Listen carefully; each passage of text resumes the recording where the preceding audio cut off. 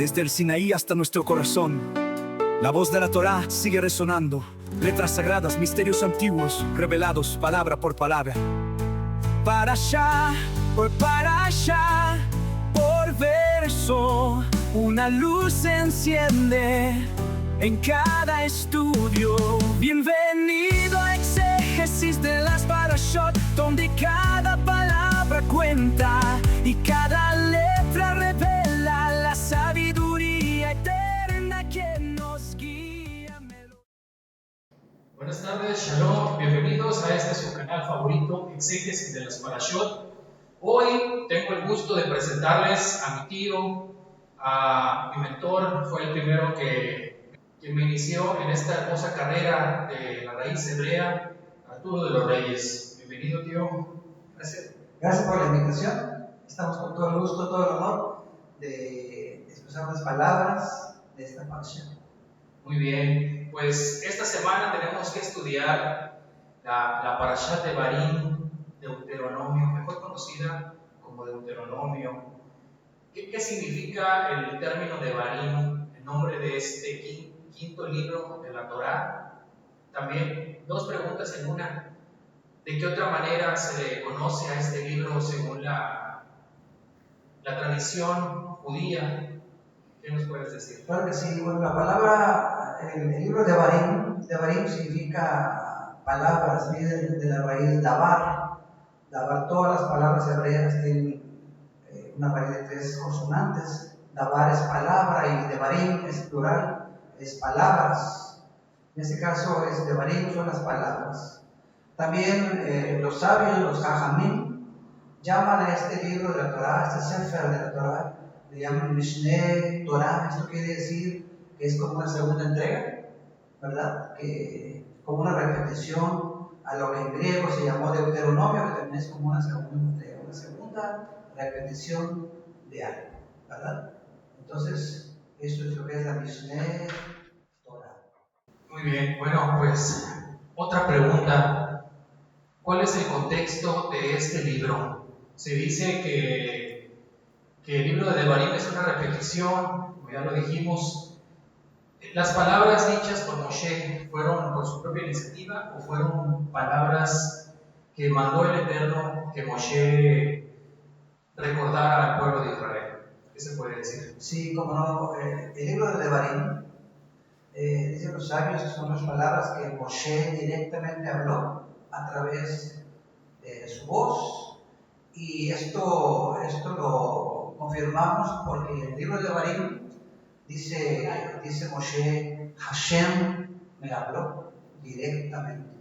Y retomando aquí esto, en relación a los otros libros de la Torá y de todo lo que es los demás libros de Bereshit, Shemot, etc., dice, le habló Hashem a Moshe. O sea, quiere decir que en los otros libros, los 4 libros anteriores de la Torá, y en toda la Torá completamente, Hashem habla a través de la garganta de Moshe. Y no es así en el libro de Devarim. En Devarim, Moshe es la óptica de Moshe. Es una serie de amonestaciones y reprimendas de los errores que el pueblo de Israel había cometido a lo largo de toda su travesía por el desierto. Entonces, Devarim es la óptica directa de Moshe, las palabras de Moshe. Muy bien. Otra cosa muy interesante en la Torá, no sé si podemos abrir la Torá, en el primer capítulo de Devarim, donde dice que estas palabras son dichas por Moshe. Dice en hebreo, Ele a Devarim asher diber Moshe al kol Israel. Y después dice que se las dijo en el desierto, frente al Suf, entre Pará, Tofel, Labán, Hatzerot y Dizahab. ¿Qué quiere decir? O sea, Israel estaba en el desierto, o estaban en las llanuras de Moab, o en dónde estaban. Porque aquí hay algo muy interesante, ¿verdad? En el primer versículo. ¿Qué nos puedes decir? Sí, ellos iban camino rumbo a la tierra prometida, ¿verdad? Y esta parashá, de hecho, el libro completo de Devarim, dicen los sabios que es un preámbulo que que Moshe dice rumbo a la tierra prometida. Y dice también, dice este libro, que conforme se iban acercando a la tierra prometida, a la tierra de Canaán, Moshe les recuerda todos los errores cometidos por el pueblo de la primera generación que atravesó el desierto. Recordemos que la primera generación toda murió, la mayoría de la generación murió, y la entrega de la Torá, dicen los sabios, que ocurrió en el Éxodo, en el Shemot, durante el primer año en el monte de Sinaí, cuando ellos empezaban su travesía, y Hashem había decretado que ellos iban a pasar a la tierra prometida inmediatamente en el segundo año. Pero todos conocemos la narrativa de los espías, ¿verdad? Que por ese acontecimiento, ese hecho, ¿verdad? Hashem decretó que el pueblo no iba a entrar, esa generación no iba a entrar a la tierra prometida. Entonces, el camino de Moab, de Edom, es ya casi en los últimos tiempos cuando ellos iban a llegar a la tierra prometida, ¿verdad? Okay. Bueno, hablando sobre los espías, aquí hay una cuestión interesante porque el libro de Devarim nuevamente hace esta mención y dicen los sabios que esto ocurrió en Tisha B'Av, el 9 de Av, y es muy interesante que estamos en vísperas de Tisha B'Av, estamos a 6 del mes de Av, solamente a 3 días. ¿Hay alguna relación con lo que estamos estudiando?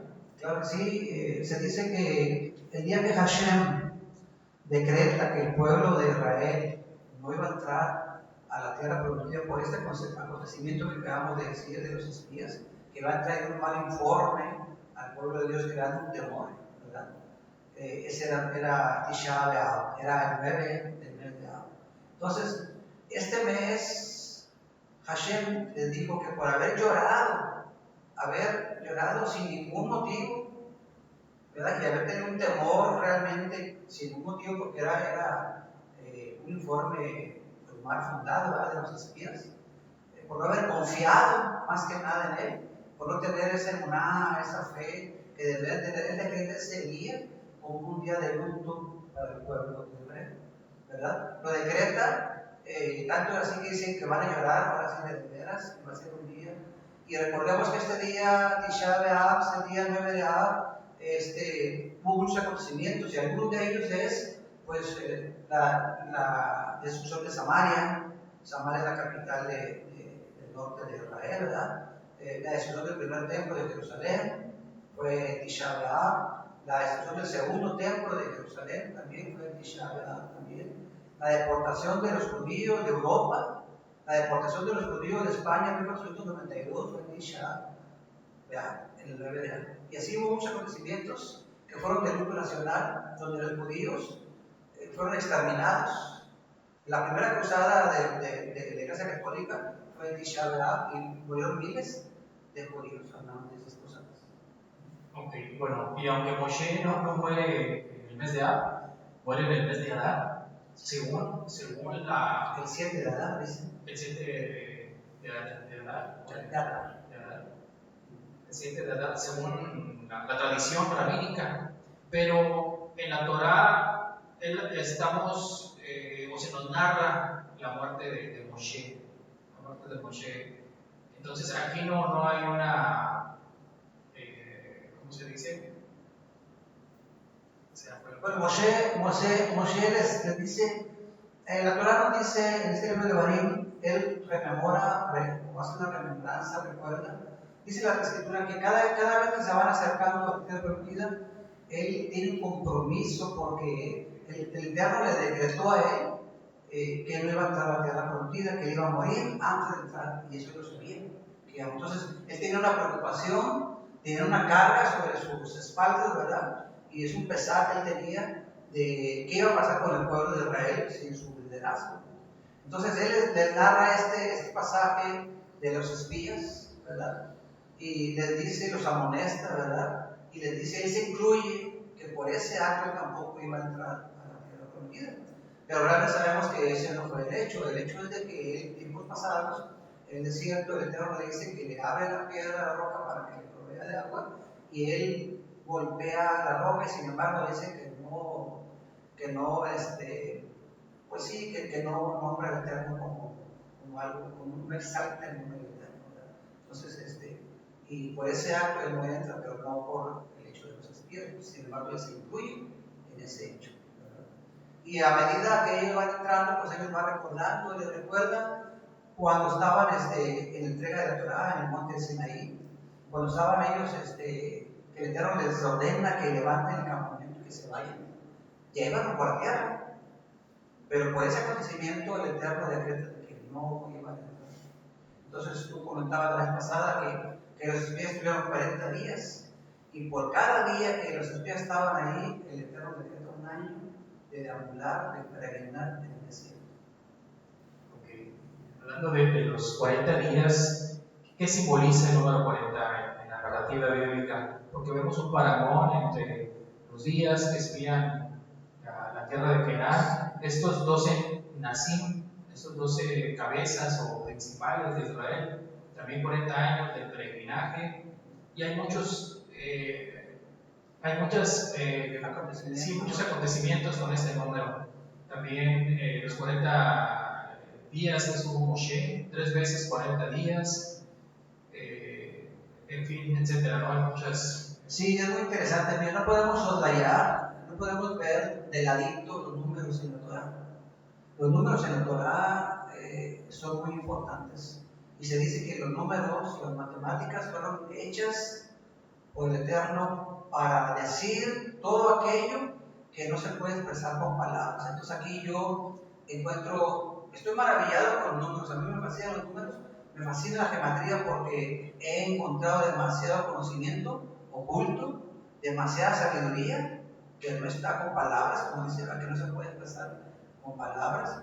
Entonces los números están en la Torah, queramos verlos o no queramos verlos. Entonces el número 40 simboliza una transformación, simboliza un cambio total. Entonces imagínate 40 años en el desierto multiplicado por el número del Eterno por 10, fueron 400 años de purificación en Egipto. Entonces el Eterno, ese pueblo se estuvo preparando, discutió como un crisol, ¿verdad? Donde el pueblo se estuvo preparando durante 40 años, 400 años, perdón, en Egipto, y luego 40 años en el desierto para entrar a la tierra prometida. Entonces el 40 significa una etapa de transformación, una etapa de cambio. Y como tú mencionabas, el 40 se aparece a cada ratito. En la geometría los ceros no existen. Entonces quiere decir que el 40 se reduce a 4.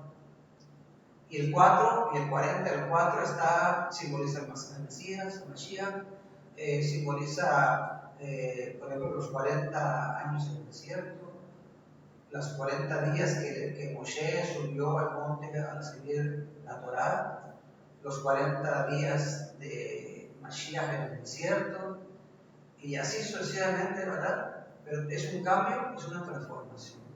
Y también el número 4 pues alude al Mesías, porque la cuarta letra del Aleph, la Dalet, simboliza la puerta, una puerta en el idioma pictográfico. La Torá y la geometría, los números, las letras del Aleph, del alfabeto hebreo, tienen una numeración, ¿verdad? Y esa numeración, en la cuarta letra, la Dalet, simboliza el Mesías porque es la puerta, ¿verdad? Es la puerta de entrada a las orejas. Ok, ahora se podría hablar realmente comparando Devarim con la Torah en cuanto a los mandamientos. Sabemos que en total son 613 mandamientos de la Torah, y se dice que Moshe aquí nuevamente les enseña la Torah al pueblo de Israel, o más bien les recuerda toda la Torah. Pero ¿cuántos mandamientos tiene en realidad Devarim? Sí, bueno, como tú dices ahorita acertadamente, la Torah son 613 mandamientos. Si tú sumas 6, 1, 7 y 3 son 10, te dan 10 mandamientos, que fue la entrega simbólica en 10 mandamientos. Yo preguntaba, ¿por qué 5 y 5? ¿Por qué no fue una tabla con 10? Pero ese 5 y 5, más adelante vamos a tener una conexión con ese número 5, pero sí, en el libro de Devarim aparecen 200 mandamientos, que algunos ya han repetido. Por eso dice que es Mishneh Torah, porque muchos mandamientos que están en el libro de Barim ya estaban en otros libros, pero curiosamente aparecen 70 nuevos mandamientos aquí en el libro de Barim. El número 7 es el número de la perfección del Eterno, 7 es el número perfecto. Entonces, dicen los años que 70 o más fueron dados por Moshe en este libro de Barim. Muy interesante. ¿Qué más podemos decir sobre esta parashá en cuanto a la gematría o a alguna interpretación que podamos darle? Fíjate, okay, muy bien. Hablando de la gematría, por ejemplo, si tú sumas los números de Aleph, Bet, Gimel, Dalet, He, etcétera, de todas las letras hebreas, si tú sumas 1 más 2 más 3 más 5 más 7, te da 1495. Fíjate bien, si tú separas 1495, 1 y 4 es 14, 9 y 5 es 14. Entonces es un par de 14, 14 y 14. Si tú lo reduces a su mínima expresión, tú comentabas la vez pasada que en la Torah, en la Cábala, ¿sí? La Temporada y todo eso, los herramientas de la Cábala, cuando se reduce un número a su mínima expresión, indica un conocimiento solo, un conocimiento oculto. Entonces, aquí reducimos 1495 en 2 pares de 5 y 5 son 10. Y el número 14 es un número, vamos a llamarlo así cabalístico, un número que aparece codificado en la Torah, ¿sí? Por ejemplo, el primer libro de Bereshit aparece Bereshit bara Elohim et hashamay ve'et haaretz. Si tú sumas, para empezar, el primer atributo del Eterno es Elohim. Bereshit bara Elohim. Elohim, si tú sumas el número y haces la gematría de cada letra, te aparece el número 14. Fíjate bien. Entonces, esta frase de en el principio creó Dios los cielos y la tierra en hebreo, Bereshit bara Elohim, ahí son 14 consonantes. El Hashamay, Be'et, Haaretz son otras 14 consonantes. Si tú las sumas, son 28 consonantes. Que sumadas te reduce el número 10, tú le quitas el 0 porque el 0 no existe en geometría, te queda 1. Por eso cuando el Mesías, cuando Mashiach dijo un nuevo mandamiento doy, y en ese mandamiento está toda la Torah, ese mandamiento abarca todos los mandamientos, los 613 mandamientos, ¿verdad? El Mesías, hay una frase muy conocida que dice: yo soy el camino, la verdad y la vida, ¿sí? Ani Hadere Gemet Bejajaim. Si tú sumas, te da 815. ¿Cuánto es 815? 8 y 1, 9 y 9, 5 son 14. Esa frase te da 14. Abraham te da 14. David te da 14. Pero ¿qué vemos aquí? ¿El 14 qué es? Si tú sumas, yo tengo aquí unas laminitas que quise hacer, ¿sí? Por ejemplo, la palabra, no sé si se alcanza a ver aquí bien, la palabra et se forma con la alef, la primera letra del alef bet del alfabeto hebreo, y con la última letra del alef bet. El alef es el número 1 y la última es el número 400. Aquí hablando de la permutación en la cábala, de la Temporada que permuta letras, yo pienso que también los números se pueden permutar. Ese 14 se convierte en 41. ¿Cuánto es 401? 401, tú le quitas los ceros, es 41. Lo permutas, es un 14. Entonces, esa permutación, ese 14, si tú esa palabra et la revisas en el principio, dice Bereshit, una, bara, dos. ¿Sí? Bereshit, bara, Elohim, 3 palabras. Y la palabra et está al centro de la creación. Entonces, Bereshit, bara, et es la cuarta palabra. Es el número 4. ¿Y por qué decimos que esta palabra et, aparte que es una palabra que no tiene traducción en hebreo, no tiene ninguna traducción, et simboliza al Mesías, ¿sí? ¿Y cómo sabemos? Porque es la cuarta palabra de la creación, y el Mesías aquí simboliza, yo lo he visto así, como un centro de la creación y como eje rector en la creación. ¿sí? Entonces, el Mesías está desde un principio en la creación. Dice la palabra por él y para él fueron creadas todas las cosas, ¿verdad? Entonces, y si tú sumas ese 14 es un 5, entonces, ¿y qué tiene que ver el 5? El 5 como un número especial en la Torah. El número 5 se forma, si tú formas, por ejemplo, la unión del Aleph, ¿sí? Por ejemplo, en este caso la Yod, por ejemplo, que simboliza el eterno, el número 1, el número 10, la perfección, con la número 4, que es la Dalet, que es la puerta. Entonces, el eterno con la Yod y la Dalet como la puerta, tenemos un 14, 10 y 4 son 14. Entonces, la unión del eterno con el Mesías es un 14. Pero si tú reduces este número, aquí dice la palabra Yad, la Yod y la Dalet forma la palabra Yad, y la palabra Yad significa mano. Entonces, la mano es el número 5 y simboliza a la mano del Eterno. Entonces, cuando el Eterno da sus mandamientos, los da con su mano, sus dos manos, 5 y 5. Entonces, podemos decir que está la mano del Eterno. Y volviendo a la parashá, ¿por qué el pueblo fue acabado por los amorreos? Porque iban sin la bendición del Eterno. La mano de Dios no estaba con ellos. Mas, sin embargo, en todos los demás pueblos, el pueblo de Bashán, el rey Og, Sihón y todos los demás que fueron abatidos por el pueblo de Israel, iban con la bendición del Eterno, iban con la mano del Eterno.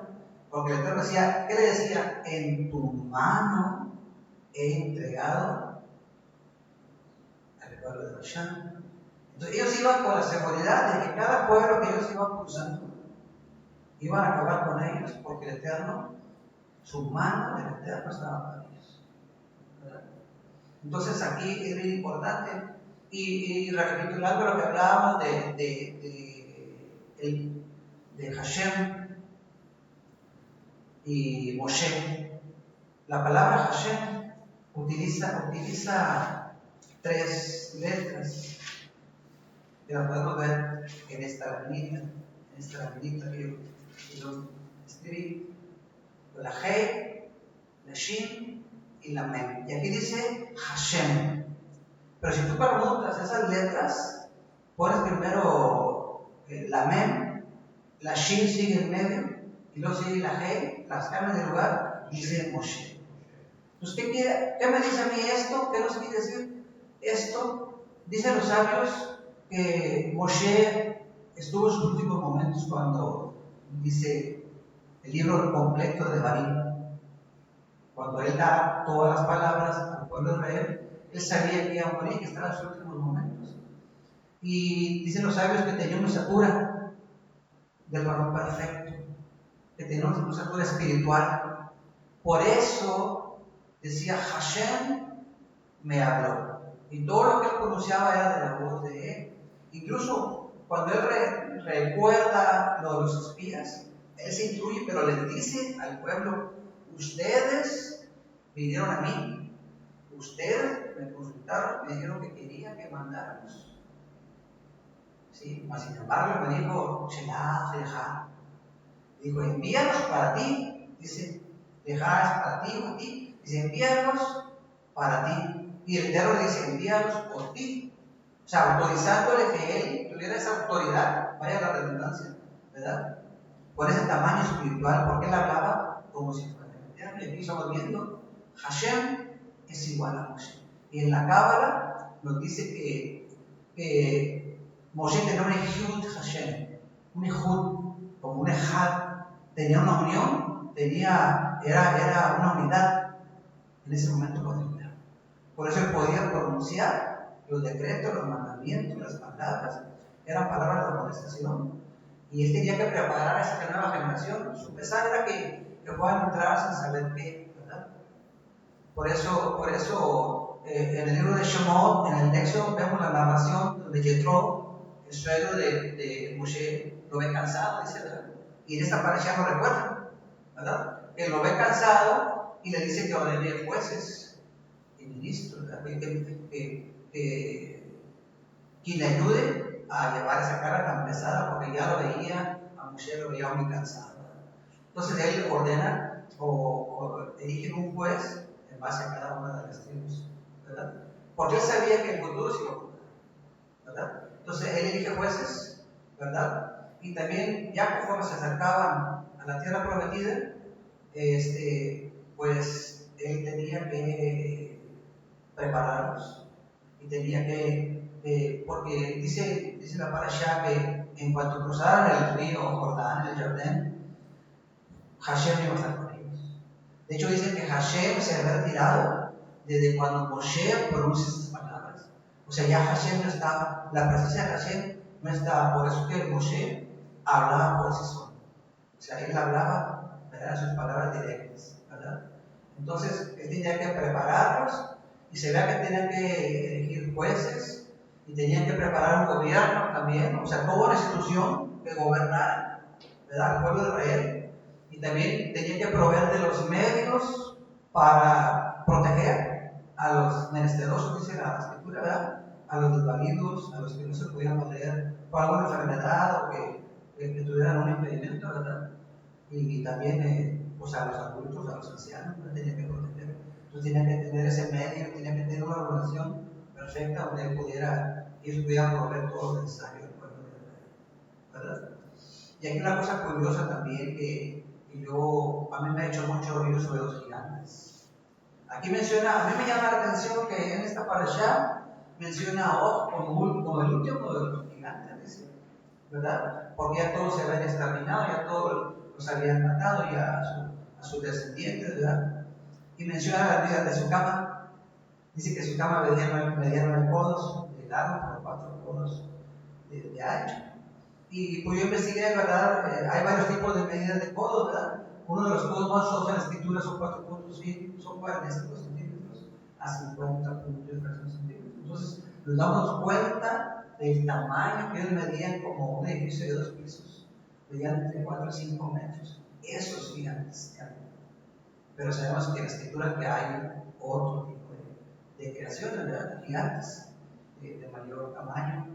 Y curiosamente todos los pueblos que ellos acababan decían que eran ciudades amuralladas, con gigantes, ¿verdad?, construcciones muy grandes, donde había gigantes. Y eso fue lo que causó temor al pueblo de Israel. Pero a medida que avanzaba el pueblo, que derrotaban a los pueblos por los que ellos iban pasando, su fama crecía.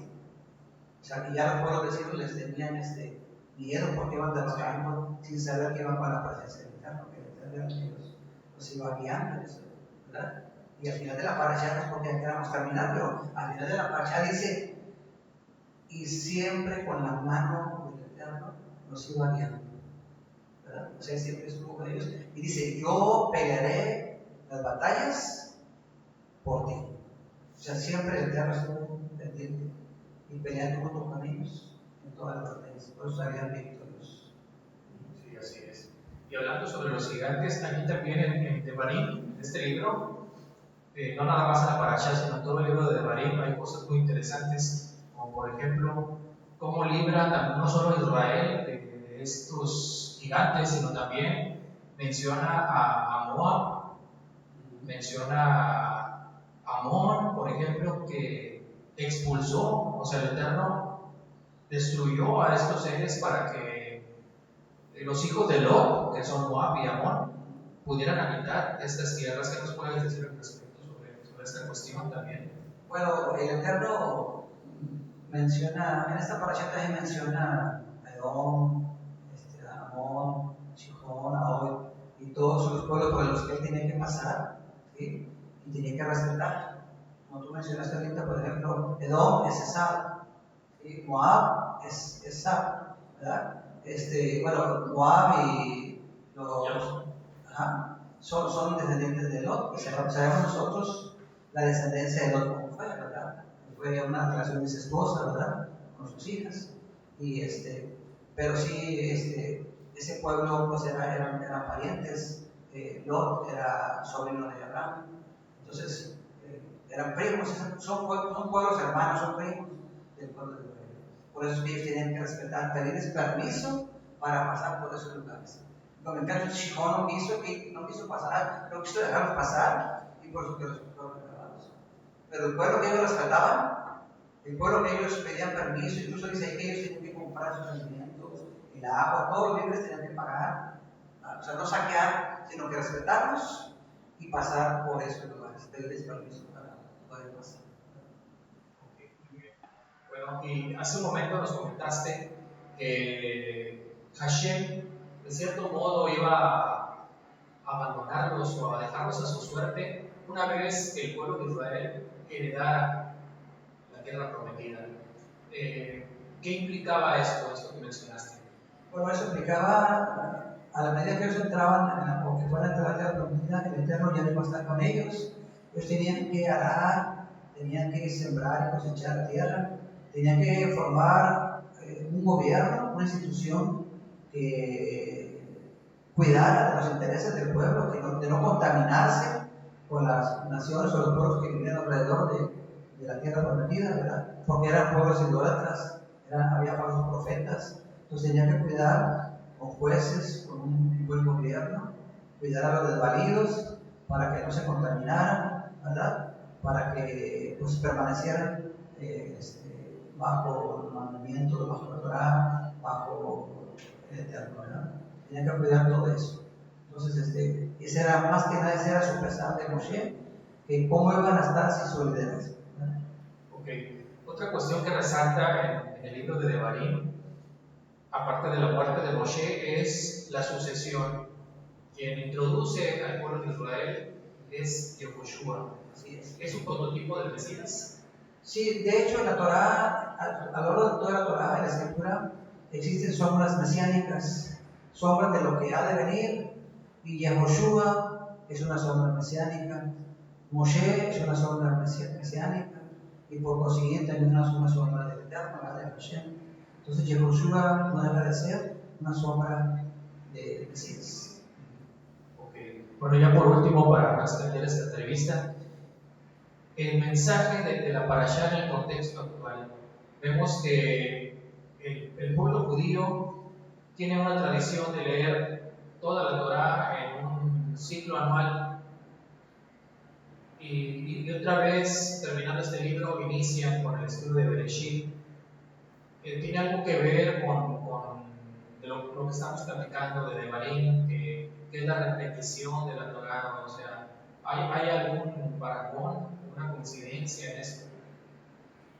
Yo digo que sí, yo digo que dice, hablando de los niveles de interpretación en la Cábala y el Pardes, por ejemplo, que es los 4 niveles de estudio, que es el Pashad, el Remes, el Darash, el Sod. El nivel Sod es el nivel inconjunto, ¿verdad? Pues yo pienso que sí, o sea, tenemos que permanecer en la Torah. Como dice el mandamiento, dice, ama a tu padre y a tu madre, pero literalmente en nivel Pashá, tu padre es tu padre biológico y tu madre es tu madre biológica.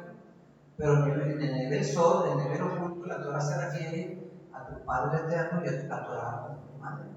Entonces lo vemos así que tenemos que honrar a la Torah y tenemos que honrar al Eterno. Entonces, por ahí hay un versículo que dice, todo el que invocare mi nombre será salvo.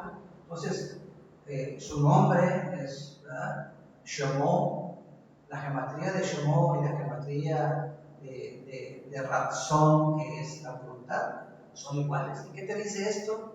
Que si tú amas al Eterno y amas a tu madre, que es de Torah, y si haces la voluntad, no por invocar el nombre vas a estar salvo. Ratzón, que es voluntad, y Shomó, que es su nombre, al invocar su nombre, haciendo la voluntad, serás salvo. Entonces, si tú guardas los mandamientos, guardas toda la Torah. Y no es difícil, no es gravosa. ¿Por qué? Porque si tú cuidas el primer mandamiento que te dio Mashiach, honra al Eterno, ama al Eterno y ama a tu prójimo como a ti mismo, en ese mandamiento está toda la Torah, porque tú no vas a desear ningún mal para nadie. Entonces, tú vas a amar al Eterno y vas a amar a tu prójimo. Vas a permanecer a la Torah, vas a respetar a tu madre que es la Torah y a tu padre que es el Eterno. Entonces, es algo simbólico que tenemos que permanecer en la palabra. Así es. pues este sería el mensaje de esta parashá, de esta entrevista. Y muchas gracias por sintonizarnos y le agradezco a mi tío, como bien lo comenté, pues fue mi primer maestro. Y bueno, los invitamos a que se suscriban, que activen la campanita, no se pierdan todos estos estudios que los hacemos por el amor a la Torá, por el amor al Eterno. Muchas gracias. Gracias por la invitación. Sí, shalom. Shalom, Raja. Desde el monte hasta nosotros, desde lo antiguo hasta lo eterno, la palabra sagrada ilumina cada rincón de nuestra existencia.